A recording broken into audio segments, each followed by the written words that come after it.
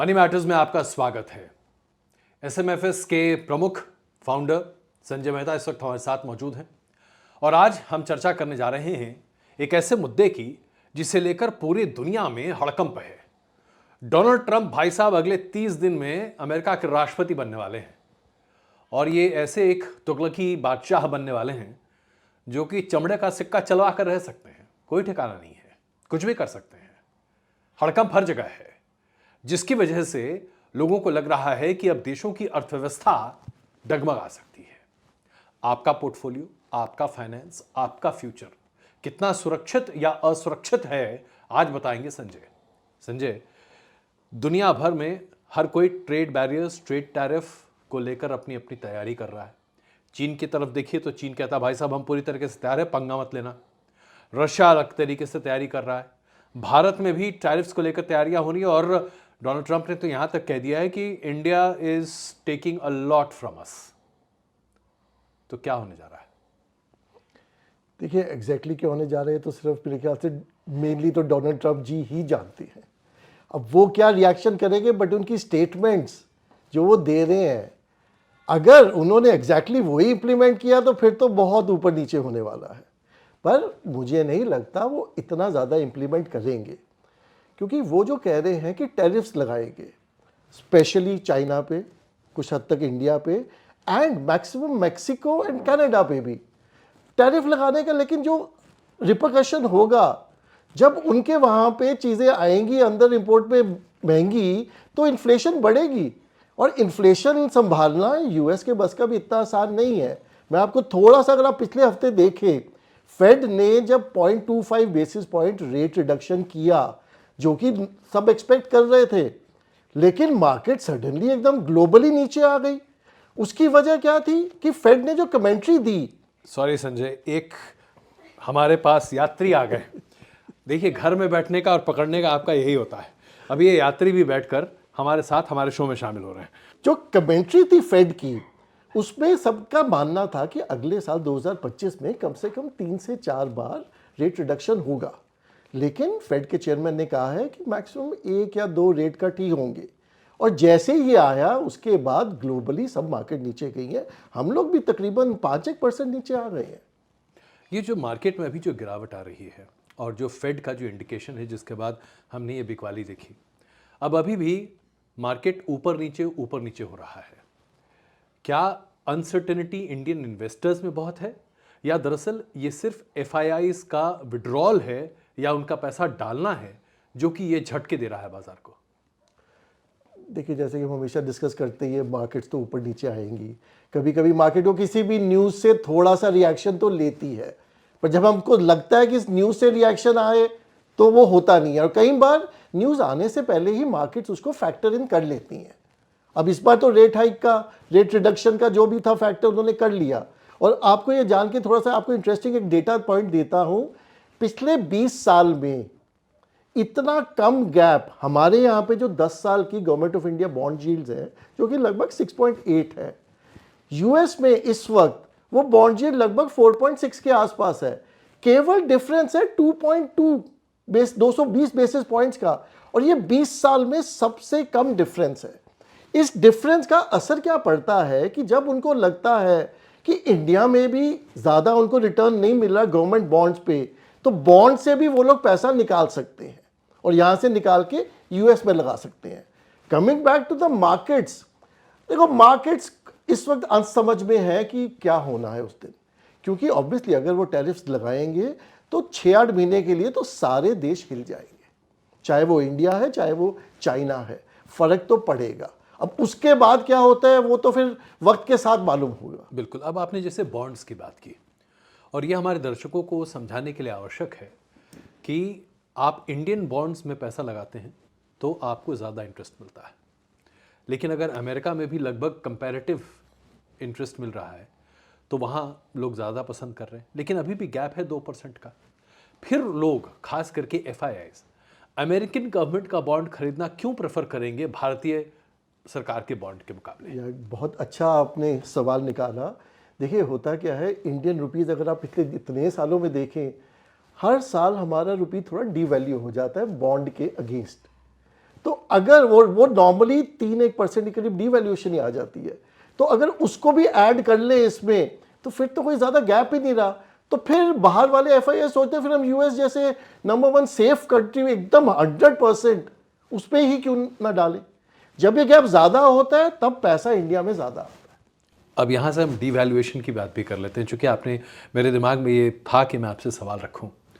हमने कभी नहीं सोचा था कि 85 रुपया प्रति डॉलर होगा औसतन, अगर आप हिंदुस्तानी की बात करें। आज 85 पार कर चुके हैं और हम जी रहे हैं। बहुत सवाल भी नहीं उठ रहे हैं, ना मार्केट में और ना ही चर्चा में भी है। हो सकता है कि बहुत जल्द ये 90 भी पार कर जाए। हाँ, एक वक्त था जब पाकिस्तान का 100 रुपया $1 के बराबर था और पूरे हिंदुस्तान में लोग हंसते थे। क्या हम भी उसी रास्ते जा रहे हैं? और क्या इससे हमारी अर्थव्यवस्था की कमजोरी सामने नहीं दिखाई दे रही? देखिए 90 तो आपने बहुत ज़्यादा वो एकदम से बोल दिया, इतना ज़्यादा खैर कोई उम्मीद नहीं है। अगले साल में अगर हम मुश्किल मतलब वही 84-86 की रेंज में 85-86 पे ही रहना चाहिए, उससे ज़्यादा तो नहीं होना चाहिए। और दूसरी चीज़ ये है कि कई एनालिस्ट का, इकोनॉमिस्ट का मानना है कि हम लोग अभी भी रुपये की एक्चुअल वैल्यू को थोड़ा सा दबा के रखते हैं। अगर आपने पढ़ा होगा तो पिछले 2-3 हफ्ते पहले जब रुपये का थोड़ा सा एकदम से बढ़ रहा था तो RBI ने बहुत ज़्यादा इंटरनेशनल मार्केट्स में बाइंग की है, जिसकी वजह से कि स्टेबल हो गया। अदरवाइज तो बहुत जल्दी है पता चलता 86 पे पहुंच जाता। तो लेकिन ये तो हमेशा से ही रहा है, 1-2 साल नहीं, अब 1-2 दशक का भी अगर रिकॉर्ड देखेंगे तो धीरे धीरे बढ़ता ही। तो इसका असर फाइनेंशियल मार्केट्स पर और इंडिविजुअल इन्वेस्टर पर कितना पड़ता है? देखिए जब ग्रेजुअल रहता है तो कोई ज़्यादा नहीं, बट हाँ एकदम से अगर होगा तो उससे तो फर्क पड़ेगा ही ना, क्योंकि इंपोर्ट एक्सपोर्ट का जो है वो सारा इसी से ही है। अब जैसे इंपोर्ट हम लोग इंडिया में क्या है, हमारे सबसे बड़े 2 इंपोर्ट्स हैं, गोल्ड एंड फ्यूल। यस। सो जैसे ही अगर रुपये वर्सेस डॉलर रेट बढ़ेगा तो हमारा इंपोर्ट का बिल बढ़ जाएगा और हमारा बैलेंस ऑफ पेमेंट गड़बड़ाएगा। बिल्कुल। तो देखिए ये बारीक चीज़ें हैं जिसके बारे में आमतौर पर लोग सोचते नहीं हैं, लेकिन ये आपके इन्वेस्टमेंट्स के लिए भी बहुत मायने रखता है। अब वापस आते हैं बाजार की स्थिति पर। डोनाल्ड ट्रंप, इलान मस्क, इस तरह के तमाम लोगों की घोषणाएं, बातचीत से हर जगह मार्केट्स में जो डर का माहौल है, आपने कहा कि टैरिफ्स बढ़ जाएंगे, 6-8 महीने तक मार्केट बहुत साइडवेज रह सकता है या हो सकता है कि गिरे भी, झटके भी लगे। जाहिर सी बात है हम इसे शॉर्ट टर्म कह सकते हैं, लॉन्ग टर्म पिक्चर अभी भी अच्छी है, लेकिन क्या इससे इन्वेस्टमेंट्स पर रिटर्न लोगों के प्रभावित होंगे और किस हद तक प्रभावित हो सकते हैं? देखिए आपने जो एकदम सही बोला कि शॉर्ट टर्म लॉन्ग टर्म, तो शॉर्ट टर्म में हो सकते हैं, बट ठीक है। शॉर्ट टर्म में देखिए सबसे ज़्यादा असर मेरा मानना है पड़ता है ट्रेडर्स को, जो लोग ट्रेडिंग कर रहे हैं। हमारे जो ज़्यादातर इस शो के सुनने वाले, देखने वाले हैं, हम लोग उनको शुरू से यही कह रहे हैं कि लॉन्ग टर्म इन्वेस्टिंग करो। और लॉन्ग टर्म का एक डेफिनेशन भी जो हम उनको बताते हैं, इक्विटी मीन्स 5 से 7 साल का नज़रिया। तो उसमें ये 5-6 महीने थोड़ा ब्लिप ही रहेगा, कोई ऐसा नहीं है। और जहां मार्केट ज़्यादा गिरती है तो आपको एक मौका देती है थोड़ा सा और डालने का। जैसे हम म्यूचुअल फंड में कहते हैं जब NAV गिरेगा आपको नंबर ऑफ यूनिट ज़्यादा मिलेंगे। अगर आप डायरेक्ट शेयर्स भी खरीद रहे हैं, मार्केट गिरी हुई है, आप उतने ही पैसे में थोड़े शेयर्स ज़्यादा ले सकते हैं। तो कोई ज़्यादा घबराने की बात नहीं है। एंड प्लस मेरे हिसाब से बहुत ज़्यादा ट्रंप के डिसीजंस को प्री एम्प्ट करने की कोशिश करने का कोई फ़ायदा नहीं है। बिल्कुल। अब आते हैं एक और मसले पर जो कि ट्रंप से ही जुड़ा हुआ है। अभी आपने पढ़ा होगा, ट्रंप ने कहा कि पनामा का जो कैनाल है वो हम ले लेंगे, हम आपको मैनेज नहीं करने देंगे, आप बहुत पैसे लेते हैं। अभी तक हम जब वर्ल्ड ऑर्डर की बात करते हैं, यूक्रेन का युद्ध, उसके बाद फिर ये जो वेस्ट एशिया में सब कुछ हो रहा था, इजराइल और उसके आसपास के तमाम देशों के बीच में युद्ध जैसी परिस्थिति, इसका असर अंतर्राष्ट्रीय बाजार पर पड़ ही रहा था, स्टॉक मार्केट पर भी पड़ रहा था। अब इस तरह की घोषणाएं जब डोनाल्ड ट्रंप करने लगेंगे तो मार्केट तो डरेगा ही ना। देखिए पनामा का वाला अगर आप उसकी हिस्ट्री में जाए तो ये बनवाया US नहीं था जी। और उन्होंने बाद में पनामा को एज अ गुडविल जेस्चर दे दिया था। और अब वो ट्रंप कह रहे हैं वहाँ पे, तो Trump is famous for this kind of statements और ऐसी चीज़ें करते ही रहती हैं। और दूसरा जो आपने मुद्दा उठाया वो बहुत इंटरेस्टिंग है कि आप देखिए इस वक्त वर्ल्ड का जो ऑर्डर थोड़ा बहुत तो चेंज हो ही रहा है। China, Russia, even north Korea for example, अब ये तीनों थोड़ा सा एक तरफ हो गए हैं। इंडिया दैट वे एक बहुत अच्छी पोजीशन में है कि जैसे हम नॉन अलाइंड मूवमेंट जो कहते थे, अब आज की डेट में हम लोग सभी के दोस्त हैं, रशिया के भी हम दोस्त हैं, हम अमेरिका के भी दोस्त हैं। तो हमको ये बीच में दोनों तरफ से ही बेनिफिट तो मिल ही रहा है। आपको ही पता है कि रशिया ने हम लोगों को कितना इस वक्त ऑयल सप्लाई कर रहे हैं and at a very good rate also. इसी से अब ये अगला सवाल एक और, देखिए बातों बात में कितनी सारी बात निकल जाती है। चाइना की बात करें, चाइना ने अभी अपना ग्रोथ रेट जीडीपी प्रोजेक्शन 5% के आसपास रखा है। तमाम अंतर्राष्ट्रीय संस्था अब चाइना की जीडीपी को 4% के नीचे आंक रही हैं। हम पिछले 3-4 साल से चीन, या यूँ कहें कि 2020 से ही चीन की अर्थव्यवस्था की डाउन स्थिति जो है बहुत ख़राब चल रही है। उसका कितना असर भारतीय बाज़ार पर और हमारे मैन्युफैक्चरिंग और प्रोडक्शन पर है? देखिए, हम लोग तो एक्चुअली उसके थोड़े से तो बेनिफिशियरी भी हैं इन अ वे, क्योंकि अब लोगों ने जब से वहाँ पे उथल पुथल देखी, उन्होंने भी रियलाइज़ किया कि China is actually the manufacturing hub of the world. तो अब वो वहाँ से अपना कम करके डिपेंडेंस इंडिया में डाल रहे हैं। उसका सबसे बड़ा एग्जाम्पल मैं आपको देता हूँ, एप्पल। फॉक्सकॉन, आपने आईफोन के वो देखे ही हैं कि कितने 1-1.5 साल में I think we have exported around more than 12 billion worth. And इसका टारगेट उनका अगले 2 साल का, मतलब दे वांट कि 20% आईफोन इंडिया में ही मैन्युफैक्चर हो। तो उस लिहाज से तो ठीक है, लेकिन दूसरे लिहाज से जब वो रेट गिरा देता है चाइना, तो उस हिसाब से हम भी उन पर काफ़ी डिपेंडेंट है, हमारा भी काफ़ी रॉ मटेरियल वहाँ से आ रहा है। So again this is a fine edge sword we have to walk on. China और अमेरिका, इन दोनों के बीच में एक परस्पर ट्रेड युद्ध जैसी स्थिति छिड़ती हुई दिख रही है। इसका असर भारतीय अर्थव्यवस्था पर पड़ सकता है, या आपको लगता है कि ये शायद हमारे लिए बहुत असरदार साबित नहीं होगा? नहीं, वर्ल्ड के जो दो इतनी बड़ी इकोनॉमी अगर आपस में जूझ गई तो पूरे वर्ल्ड पे असर पड़ेगा। लेकिन अगर आपने ट्रंप साहब की एक और स्टेटमेंट पढ़ी हो, उन्होंने चाइना के प्रीमियर को इनवाइट किया इनॉग्रेशन के लिए, अभी तक कोई जवाब नहीं आया कि वेदर इज कमिंग और नॉट। तो देखिए, ट्रंप चाहे जो भी स्टेटमेंट कर रहे हैं, वो हो सकता है आप ये भी सोचें कि वो उकसाते हैं लोगों को अपने बातों से, बिकॉज ये उनका पैटर्न है बिहेवियर का। लेकिन ज़रूरी नहीं है वो सब कुछ करेंगे। अगर उन्हें थोड़ा भी ठीक ठीक कर लिया तो ये ऐसी सब चीज़ें होंगी नहीं।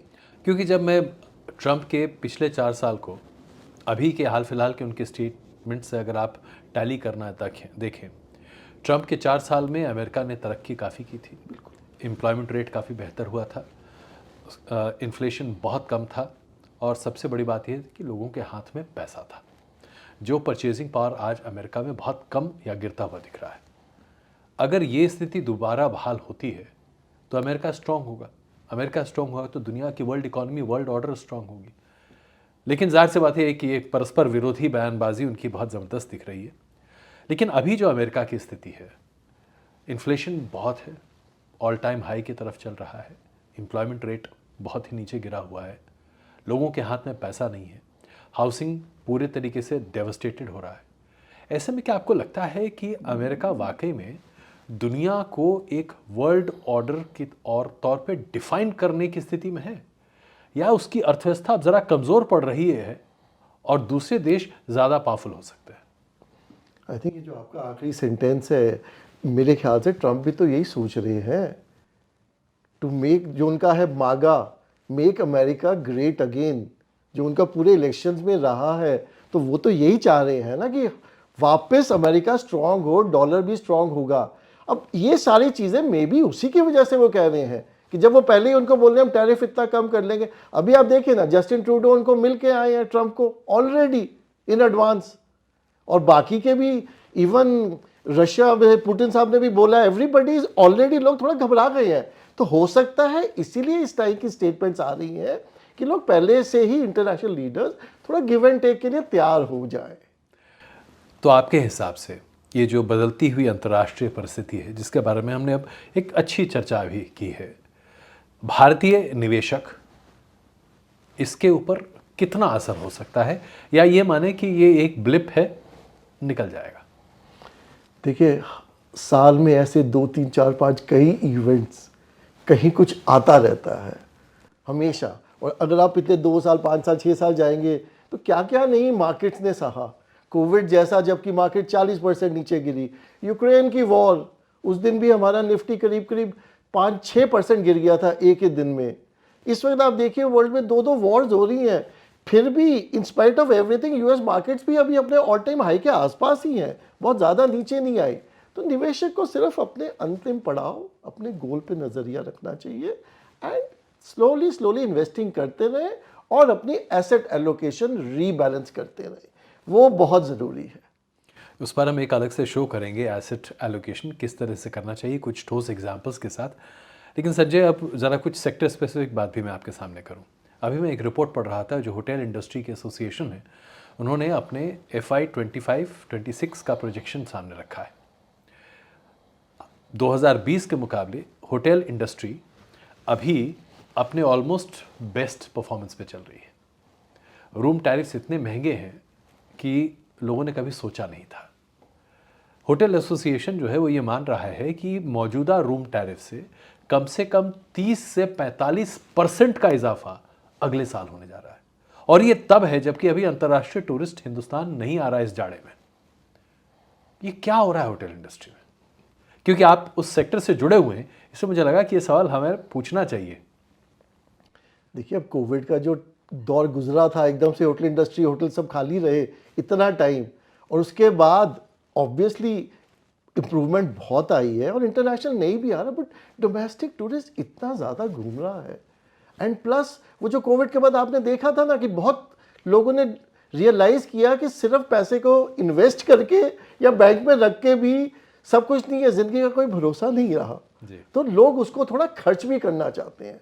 उसी की वजह से सडनली आप देखिए, look at what Indian Hotels is doing, look at the way they are signing up left right and centre. क्या बढ़िया बढ़िया प्रोजेक्ट्स वो डाल रहे हैं एंड उनके the number of room, the way they are increasing, it's phenomenal. Even lemon tree, सामी, सारे इन लोगों के जितने पाइपलाइन में इस वक्त हैं, सो ऑब्वियसली इन लोगों ने भी पूरी एस्टिमेट किया है कि आगे बिजनेस और बढ़ना है। और जैसे आप ही कह रहे हैं, अगर इंटरनेशनल टूरिस्ट वापस आना शुरू करेगा तो I am sure hotel industry अगले 2-3 साल अच्छे ही गुजरने चाहिए। तो ऐसा कोई म्यूचुअल फंड है, ऐसी कोई स्कीम है जिसमें होटल सेक्टर में आदमी निवेश कर सके और कहे कि भाई चलो यहाँ से पैसे कमाते हैं, या शेयर्स ही खरीदने पड़ेंगे? डायरेक्ट होटल इंडस्ट्री वाला सेक्टोरल फंड तो कोई नहीं है, बट कई कई डिफरेंट फंड्स में है। आपको हर जगह पे कोई ना कोई हॉस्पिटैलिटी होटल सेक्टर के शेयर जरूर मिलेंगे हर फंड में। तो यानी कि एक देखिए, बातों बातों से बात निकलती है। हॉस्पिटैलिटी सेक्टर में अगर आप शेयर निवेश करते हैं और आपके पास ये ऑप्शंस हैं, आपकी समझ है, तो आप अच्छे स्टॉक्स चुन सकते हैं और उसमें अच्छी कमाई हो सकती है। क्योंकि ऐसा एंटिसिपेटेड है कि होटल इंडस्ट्री पर से 35 से 45% के आसपास का ग्रोथ FY 25-26 में देख सकता है। तो ये टिप आपके पास अभी से है। हालांकि ये बात संजय नहीं कह रहे, ये मैं अपनी अंडरस्टैंडिंग के हिसाब से आपके सामने प्रस्तुत कर रहा हूँ। एक और महत्वपूर्ण बात जो हम अभी कह रहे थे कि FMCG सेक्टर, जिस पर हमने चर्चा की थी, उसमें बहुत ज़्यादा एंटिसिपेटेड ग्रोथ नहीं है। मैं इस सवाल को आपके सामने दोहरा रहा हूँ इसलिए क्योंकि FMCG सेक्टर में अगर ग्रोथ नहीं होगा तो क्या देश की अर्थव्यवस्था बहुत संकुचित नहीं होगी? देखिए, थोड़ा बहुत तो है, बट मार्केट्स में क्या होता है ना, और इकोनॉमी में हर सेक्टर हर वक्त नहीं चलता। ये सेक्टोरल चेंज तो होता ही है। और पहले क्या होता था कि एक सेक्टर चला तो 2, 2.5, 3 साल भी चलता था। उसके बाद आजकल इकोनॉमी भी इतनी वो हो गई है डायनामिक कि 4-4, 6-6 महीने में आप देखो एक सेक्टर बदल जाती है। अब पिछले साल ही देखिए ना, आपका डिफेंस सेक्टर, आपका रेलवे, आपका PSU बैंकिंग कितना ज़्यादा चल रहा था, एंड सडनली एकदम से वो नीचे आ गए। जो जितने ऊपर थे काफ़ी, उसमें अभी भी नॉर्मली मतलब पहले के मुकाबले बहुत ज़्यादा है, बट करेक्शन अभी भी है। तो उस हिसाब से चेंज तो आएगा ही आएगा। तो मेरे हिसाब से इसमें कोई ऐसे घबराने की बात नहीं। जैसे अर्थव्यवस्था थोड़ी बढ़ेगी, इसमें भी आप देखेंगे FMCG भी रिकवर करेगा ही। लॉन्ग टर्म इनका अगर आप 10-20 साल का देखेंगे तो वो खराब नहीं है। एक और सवाल इससे पहले कि हम अपने आज के एपिसोड का रैप अप करें। IT सेक्टर को लेकर अभी तक, मतलब पिछले 1.5-2 साल में, 2 साल खास करके लग रहा था कि भाई जिसने जिसने सेक्टोरल फंड्स IT के लिए हैं, म्यूचुअल फंड्स भी, उनकी तो बैंड बज गई। लेकिन अगर मैं डेटा पढ़ रहा था पिछले 1 साल का, जो कि FY 24-25 का हम अगर देखें, जो अभी तक 9 महीने का जो रेशियो वाइज है, 20% से ऊपर का ग्रोथ आईटी म्यूचुअल फंड्स में है। ये तो बहुत अच्छा ग्रोथ है अगर आप एवरेज के हिसाब से देखें। और अगले साल के लिए प्रोजेक्शन 25% के आसपास का है, 20 से 25% का। अब भले वो सही हो ना हो, एक अलग इशू है, लेकिन क्या इस तरह के सेक्टोरल फंड्स में पैसा लगाना सही होगा? देखिए, सेक्टोरल फंड्स जो कैटेगरी है वो सबसे ज़्यादा हाई रिस्क कैटेगरी है पूरे इक्विटी म्यूचुअल फंड्स के उसमें, और हम लोग एडवाइस नहीं करते हैं सेक्टोरल फंड्स में, बिकॉज इसके लिए आपको बहुत अच्छी जानकारी होनी चाहिए, और इन फंड्स में एंट्री पॉइंट भी बहुत इंपॉर्टेंट हो जाता है। अनफॉर्चुनेटली रिटेल इन्वेस्टर जब इन फंड्स को देखता है, पिछला 1-2-3 साल का रिटर्न सडनली उसको ज़्यादा दिखता है, और जब तक वो डिसाइड करता है इनमें घुसने की, इनमें निवेश करने की, तब तक कई बार रैली ख़त्म हो जाती है। तो मेरे हिसाब से इतना अगर नॉलेज है तभी सेक्टोरल देखें, अदरवाइज लार्ज मिड कैप उस कैटेगरी में ही रहना ज़्यादा सुरक्षित है। यानी कि आप संजय की एक बात आप हमेशा गौर कीजिएगा, संजय आपको हमेशा यही कहते हैं कि मध्यम गति से चलो और बीच रास्ते पर चलो, ना तो बहुत उत्साहित और ना ही बहुत निराश। तो ये मूल मंत्र मुझे ऐसा लगता है कि सभी निवेशक को अपने जहन में रखना चाहिए। अग्रेसिव रिटर्न्स की ललक में कई बार गलत फैसले भी होते हैं। तो संजय, हम आज तो इस अपने so called new year special के पहले एक विशेष अंक में दुनिया के जो प्रभाव हैं वो आपके सामने हमने प्रस्तुत किए, लेकिन अगले एपिसोड में हम चर्चा इस बारे में करना चाहेंगे कि क्या इमर्जिंग ट्रेंड्स हैं 2025 में निवेश के लिए, और किस तरीके से आप अगर साल भर का होराइजन लेकर चल रहे हैं या 1.5 साल का होराइजन लेकर चल रहे हैं, जो कि संजय नहीं यूजुअली रेफर करते हैं या प्रेफर करते हैं, तो आप किस तरह के रिटर्न्स की उम्मीद कर सकते हैं। तो अगला एपिसोड जरूर देखिएगा। बहुत धन्यवाद संजय। Thank you.